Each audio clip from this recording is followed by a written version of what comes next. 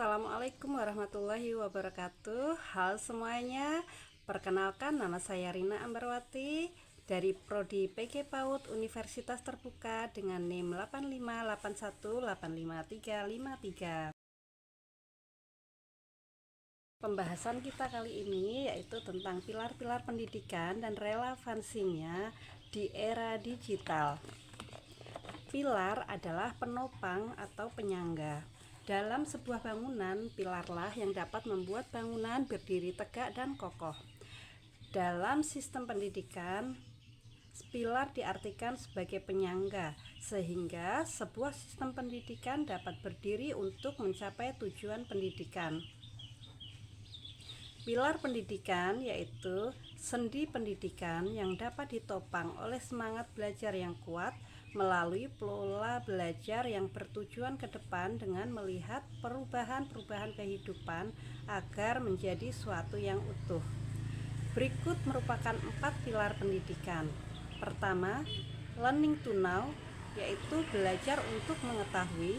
Kedua, learning to do, yaitu belajar untuk berbuat atau berkarya. Ketiga, learning to live together, yaitu belajar untuk hidup bersama. Keempat, yaitu learning to be, yaitu belajar untuk menjadi diri sendiri. Untuk menegakkan pilar pendidikan, maka perlu dilakukan bersama atau didukung oleh berbagai pihak seperti peserta didik, guru, tenaga kependidikan, maupun pemerintah.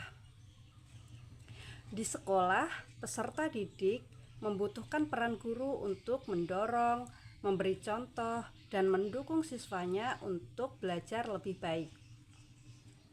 Hal ini sesuai dengan asas peran dalam asas pendidikan yang digagas oleh Ki Hajar Dewantara, yaitu Engarso Sung Tulodo. Jika di depan memberi contoh.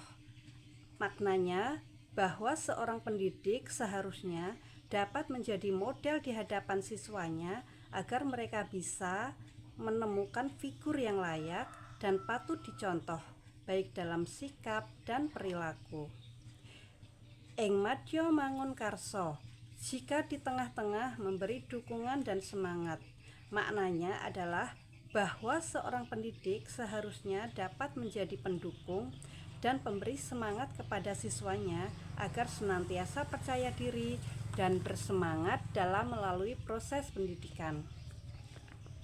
Tuturi handayani, jika di belakang memberi dorongan. Bermakna bahwa pendidik seharusnya selalu memberi dorongan dari belakang kepada siswanya agar mereka dapat belajar secara mandiri.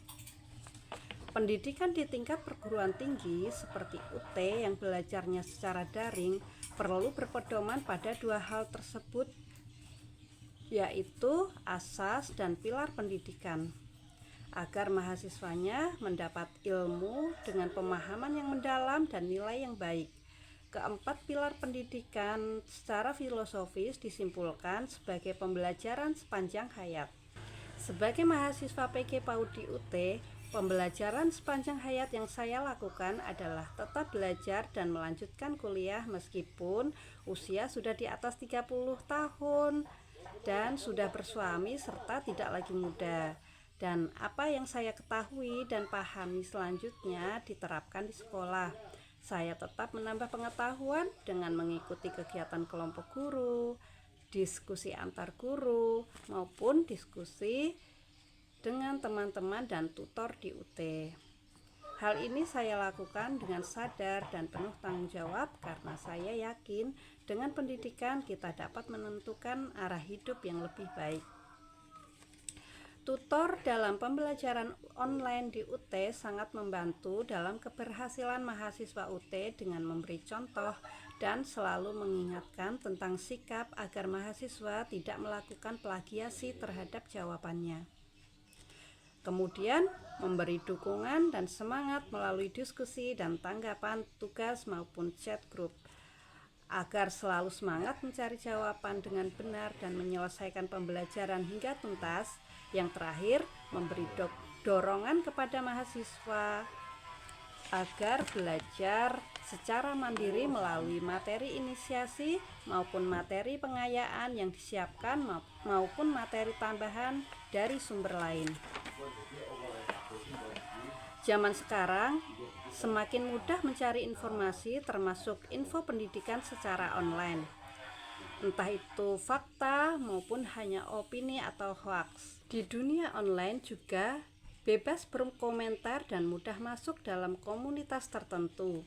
Jadi menurut saya dengan pilar pendidikan yang ada, peserta didik atau mahasiswa seharusnya mampu menyaring informasi yang didapat, tidak mudah termakan hoaks atas rasa ingin tahu yang tinggi, dan lebih bijak menulis komentar, artinya tidak melakukan bullying dan ikut menyebar ujaran kebencian, serta tidak mudah ikut-ikutan gaya yang bukan mencerminkan tentang diri sendiri sebagai pelajar yang bijak. Selanjutnya, tentang ilmu yang didapat juga seharusnya mampu diterapkan dalam praktik-praktik yang sesuai bidang studinya. Demikian penjelasan dari saya, kurang dan lebihnya mohon maaf. Terima kasih. Assalamualaikum warahmatullahi wabarakatuh.